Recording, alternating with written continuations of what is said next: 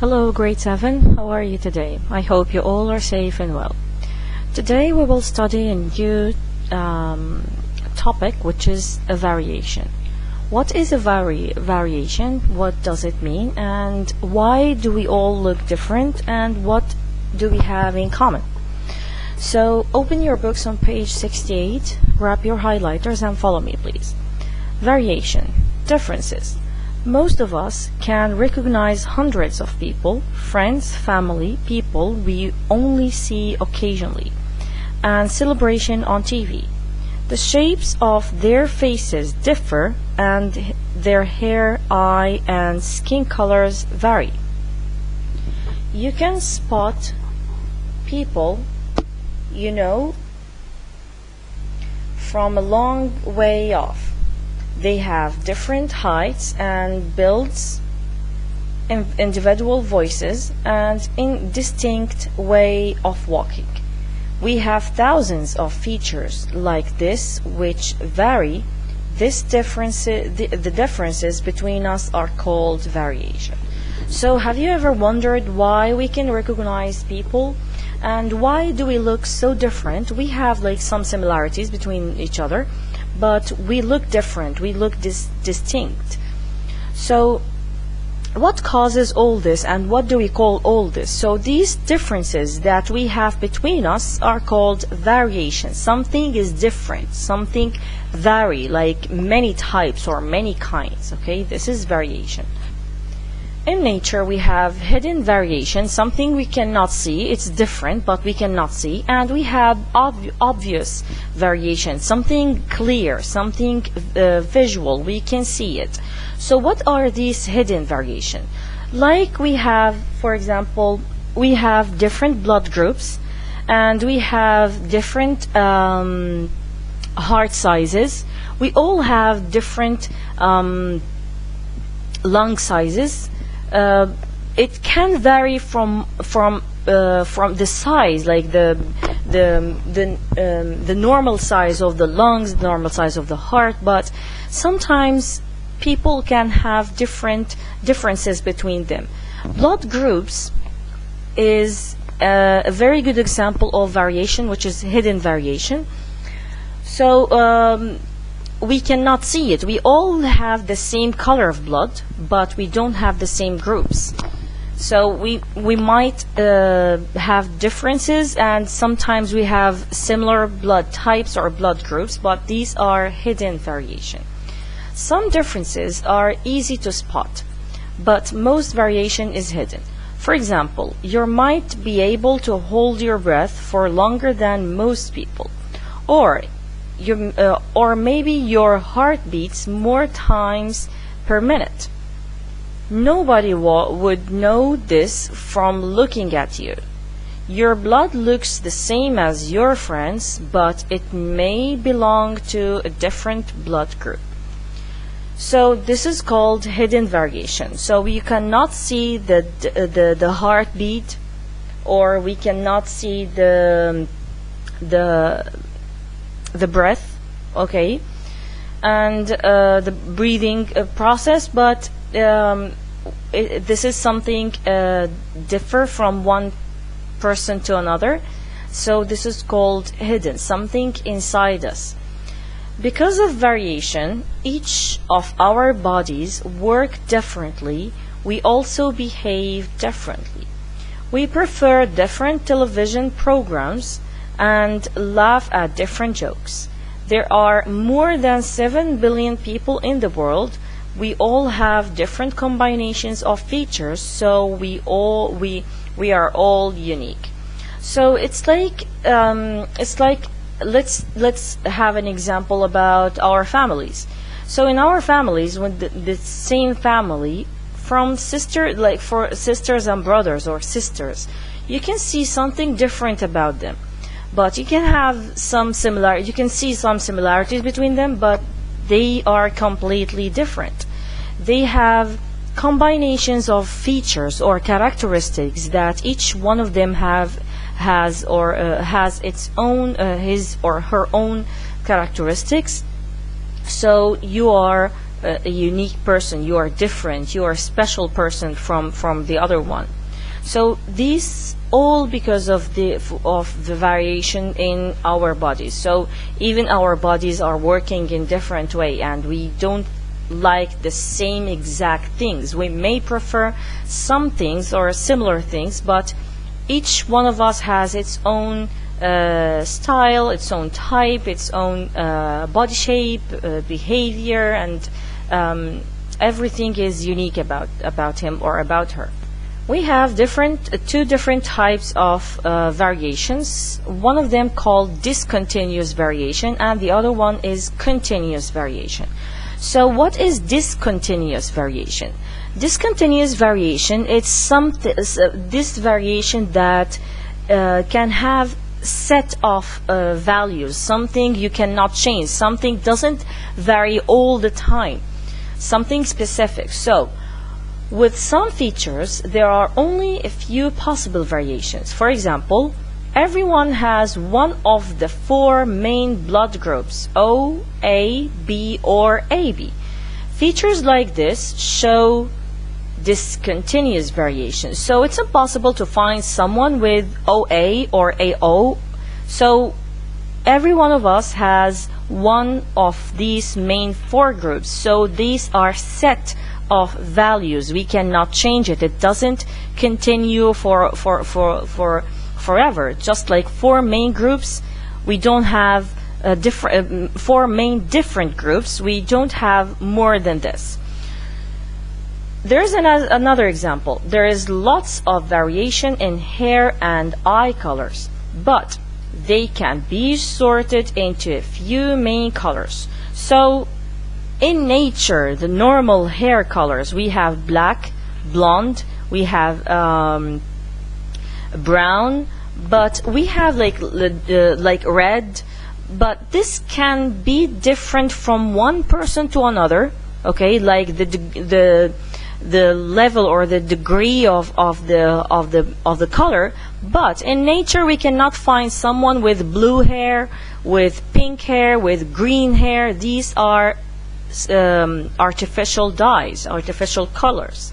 So we can join or group them in main colors, which is black, brown, red, and yellow. So these are main types or main colors of the hair. Even our eyes, we can see blue, green, black, not black, brown, dark brown, light brown, but we cannot see someone with red eyes or purple eyes. So these are discontinuous variation. Most people have black hair and brown eyes, but other colors are common in some parts of the world. Discontinuous variation can be displayed on a frequency chart. The height of each bar shows the number of people in each category. So we have here this chart. This is called frequency chart. It's like the bar chart. So as more as we are the height, or as more as we are like having more people with the same blood type or the color of the hair, that means the number of people in this category or in this group are higher. So this is a frequency chart, shows the distribution of blood types in Egypt. So the main type or the most type or the most major type that they discovered or they studied in Egypt, it was the O type or the O blood group, and the least one is AB group. So this is discontinuous because we have four main types of blood groups. Okay, so what about the continuous variation? Continuous variation is something that differ, like has many differences or continue to differ, like the height. We have people that similar in height, but maybe we have like points different, like dot or point 0.2, 0.1.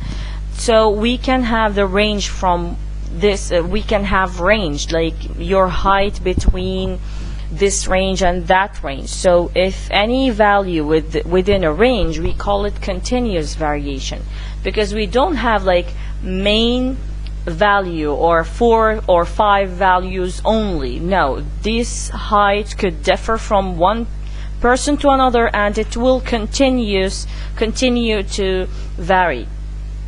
Body measurements like height or body mass show continuous variation. They can take any value within a certain range. To take a frequency chart, you collect the values together in equal-sized groups. Then you plot the number in each group. So here you have it, frequency chart for continuous variables. Variables often have this sort of shape.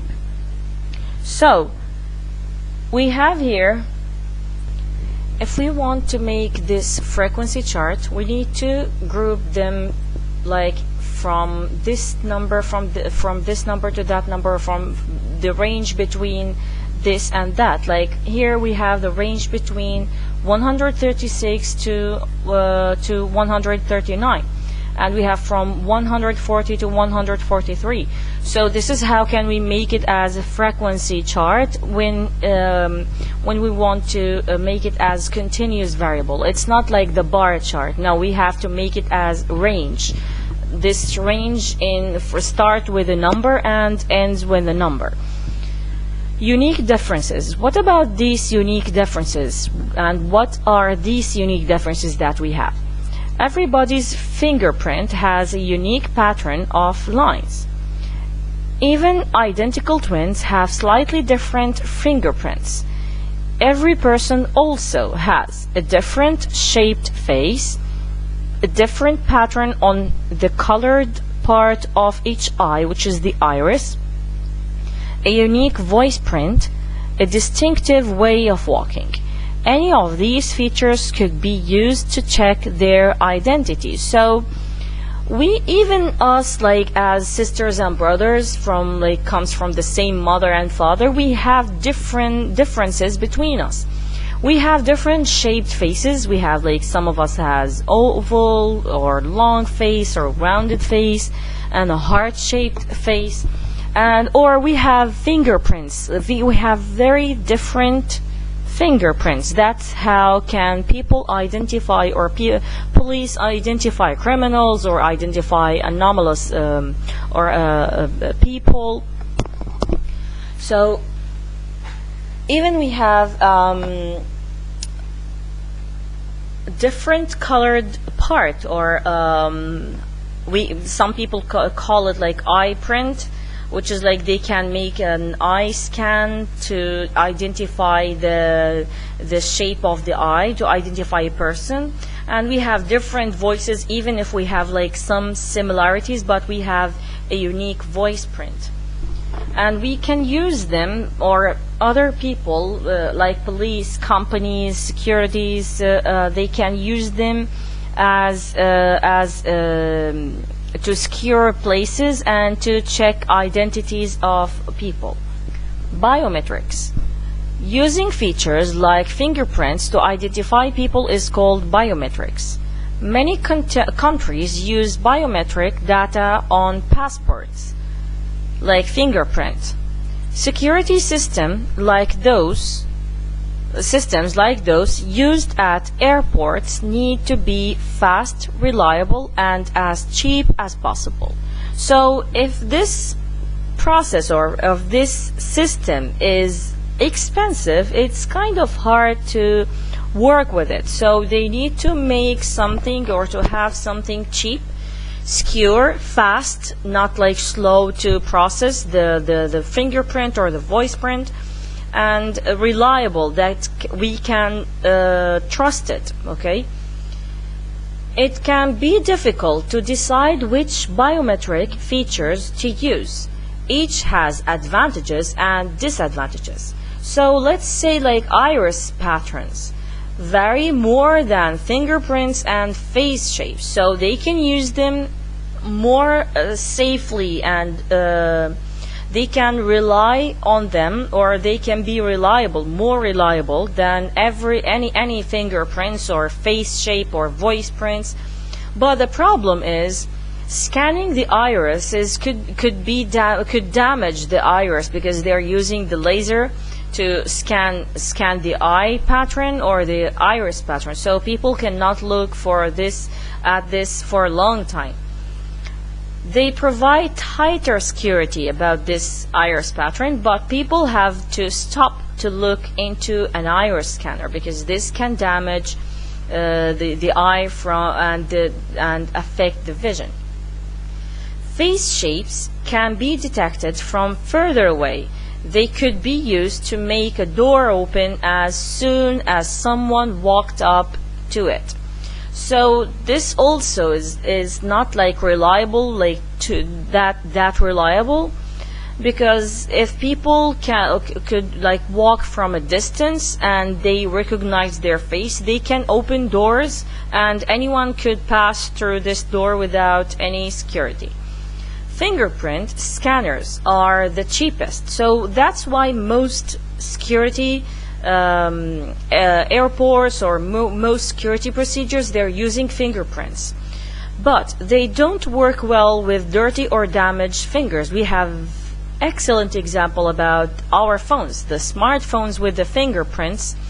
They are not using if your finger is wet or your finger is burned or scratched, or even if it's dirty. They cannot identify your fingerprint, so they don't work with a damaged or dirty finger.